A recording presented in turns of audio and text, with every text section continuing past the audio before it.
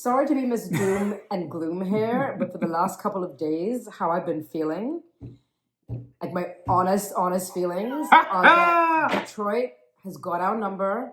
They are a hard, tough, defensive team. To be honest, we barely won game one. We only played well in the fourth quarter. And this second game was shit. Like, I couldn't even believe what I was seeing. Welcome back, guys. I couldn't believe that they had Brunson running around like he's like Carmelo Anthony. I couldn't believe that OG seems to only want to perform when Brunson is not on the court. I couldn't believe that Cat. I'm sorry, did Cat play? Because I don't even think that Cat played. I don't think the Cat played. So Take notes. Take notes.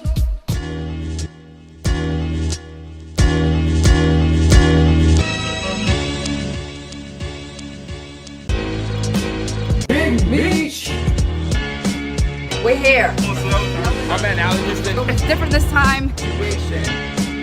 What's up, guys? Go. I'm upset because we worked so hard to have this great season and for it to end up here, which, to be honest with you, again, right now, how I feel is that Detroit is going to win their 2 games at home and then they're going to come back here down, just having to win 1 game. And that's like, it's heartbreaking. I'm actually heartbroken that we had this great season for it to end up where it is now. Well, if we're being honest, it wasn't great the whole time, right? We kept seeing the cracks, right? We kept seeing the cracks. We kept seeing the starting lineup not gelling. You harped on kind of everything we need to talk about.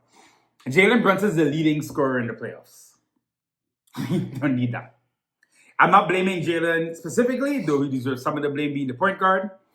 The truth is, it falls on Tibbs.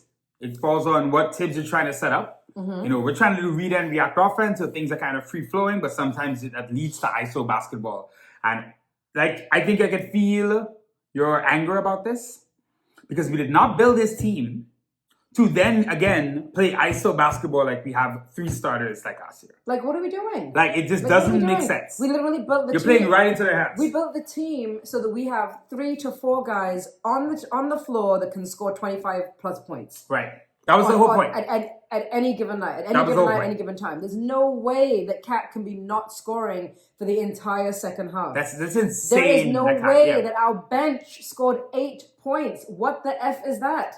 That is crazy. That makes that blows my mind that we were the 3rd seed and that our bench is that bad. It's blowing my mind right now. I mean, listen, the bench was also a thing we spoke about all summer.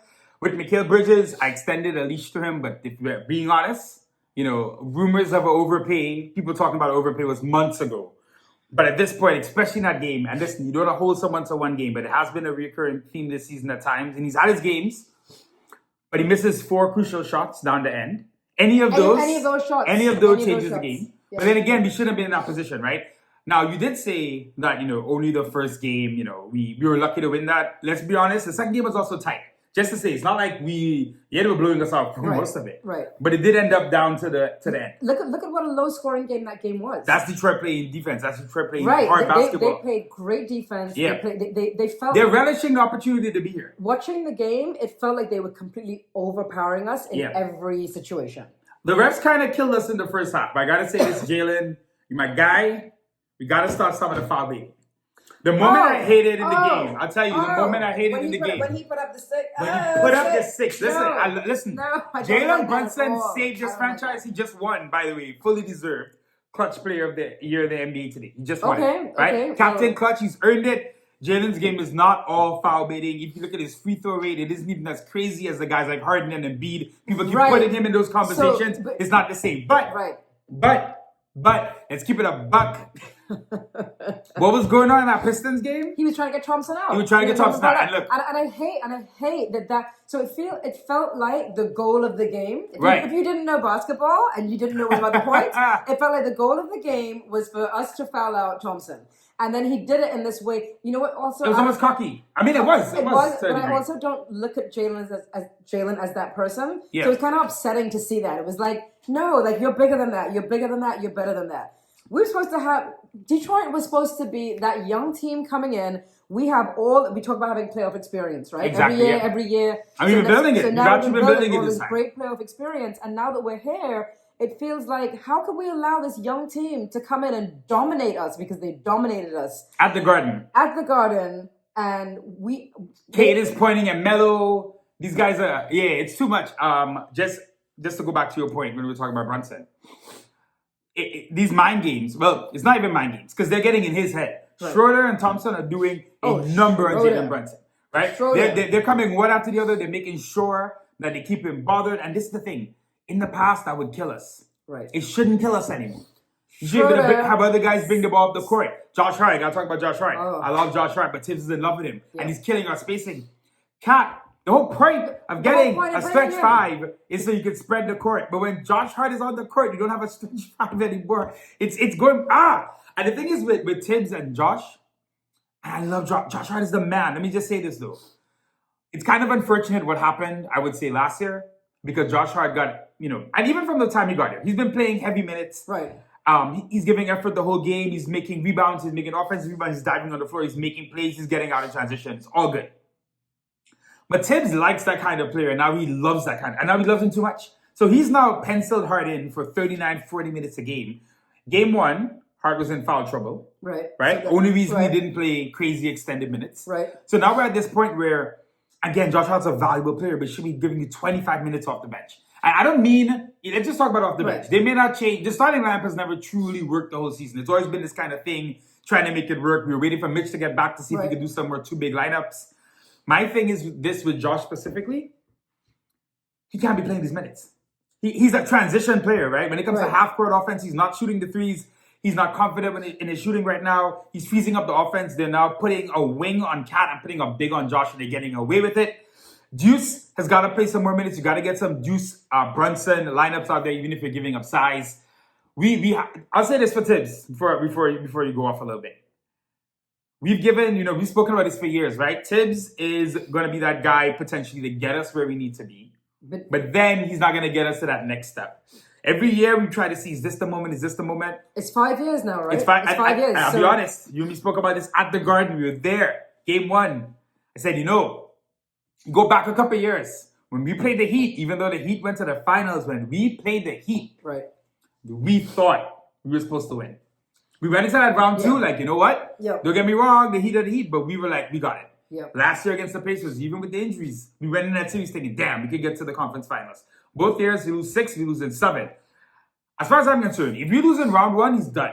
Yeah. No debate. You can't have this team and lose in round 1. And I thank Tibbs for everything he's done for this franchise, but let's keep it real. I'm like, where's Giannis? That's where I feel. Nah, but now. You build up because how I feel is like, okay, we got Cat. He's gonna go to Brooklyn with the picks that we gave to them for McHale. We got Cat here, right? For what?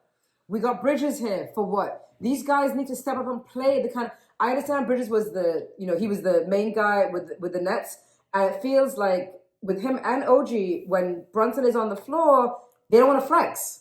Yeah. Like, come out and flex. We're supposed to, yes, Brunson's the captain, and yes, Brunson's the point guard, and he's supposed to, yes, direct what's happening.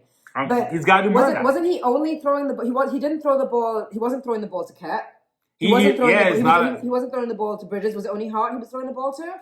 Like, come on, guys. So it almost felt how it felt, the game felt to me, this is game 2, was that Detroit got under our skin. Yep, got us flustered.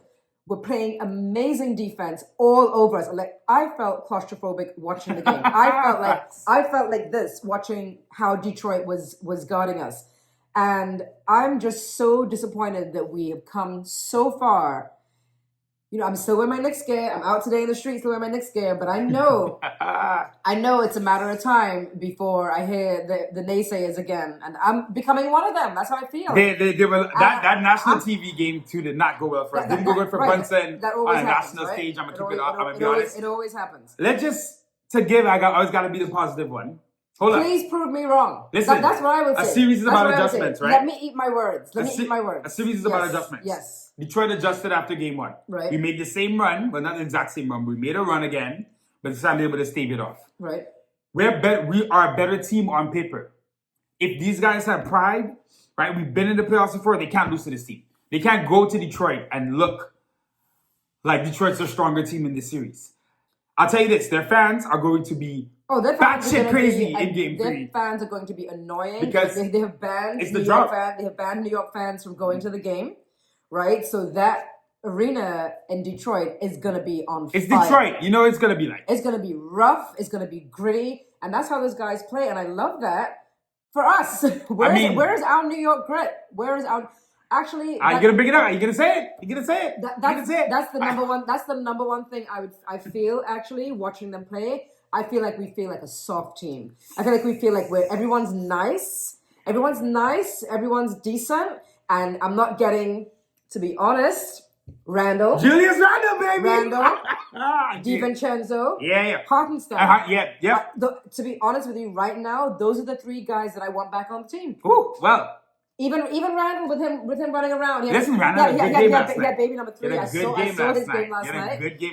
I'm not going as far as the Randall stuff because I think Randall still had limitations once you get deeper. But the thing is, if we're not going to get deeper in the playoffs, then what's the point?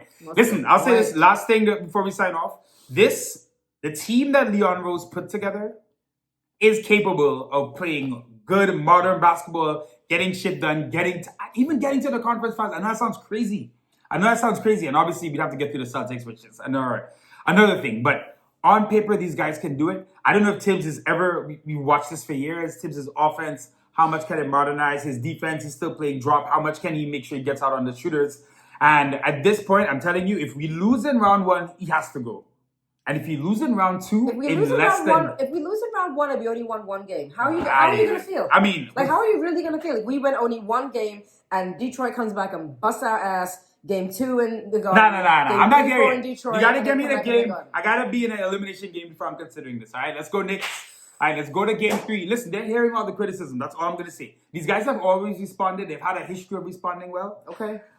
There's no excuse of this is the regular season. It's tired. It's a back-to-back. No, this is the playoffs now.